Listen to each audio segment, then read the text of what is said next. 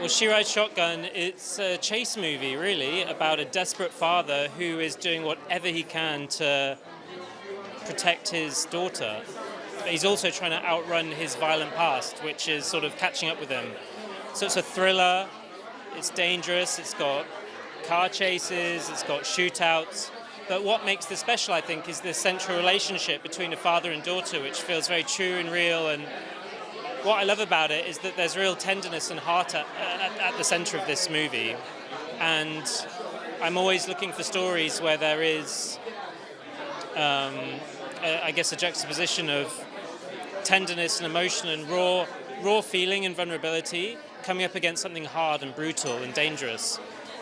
And I really, really hope people respond to that blend, you know. I think it's a story about realizing that even if you've made every wrong decision in your life, there's still time to make one good one. I was sent the script and the novel at the same time. I'm dyslexic, so I thought I'll read the script first. That's a bit more manageable. But I read it in one sitting, which is quite rare for me. Oh, you did well. Yeah, as a dyslexic person, I think anyone else that's dyslexic will know that if you sit with it, then you're dyslexic as well? Well, there we go. You know what I mean. I know exactly what you mean. So I kind of read that in one sitting, and I fell in love with it. And then I read the novel, and I thought that was beautiful. Jordan Harper's such an amazing writer. And then I called my agent, and I was like, there must be some sort of mistake. This is really good. Why have you sent it to me? Why is this not with, one of my heroes? And I just felt so grateful that I was given the opportunity to direct this movie and work on it with Taryn and Anna and Rob and John and Odessa and such an amazing group of actors, and here we are now.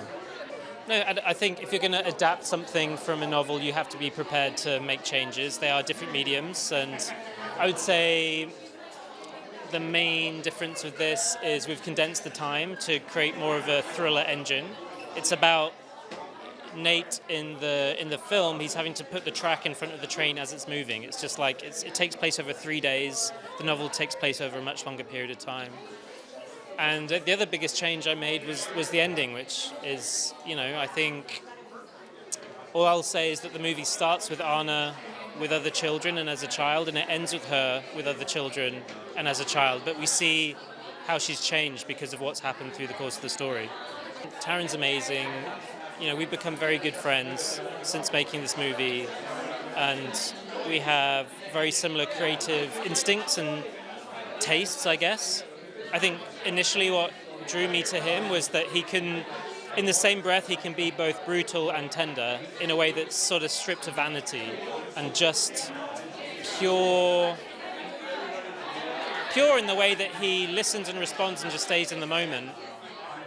I think with Anna, we have someone fearless and emotionally brave and emotionally intelligent beyond her years, but she's Anna's a bit like a storm chaser. She runs towards emotion. She wants to get right in there, and any time you try and hold her back, she gets frustrated. She wants to keep going. She wants to go further and further. And there have been some amazing performances from young actors over the years. Looking at the TV show Adolescence recently is another good example. I think Anna holds her own and then some. I'm so excited for people to see what she does in this film. So I'm so proud of her, and I can't wait to see what she does next.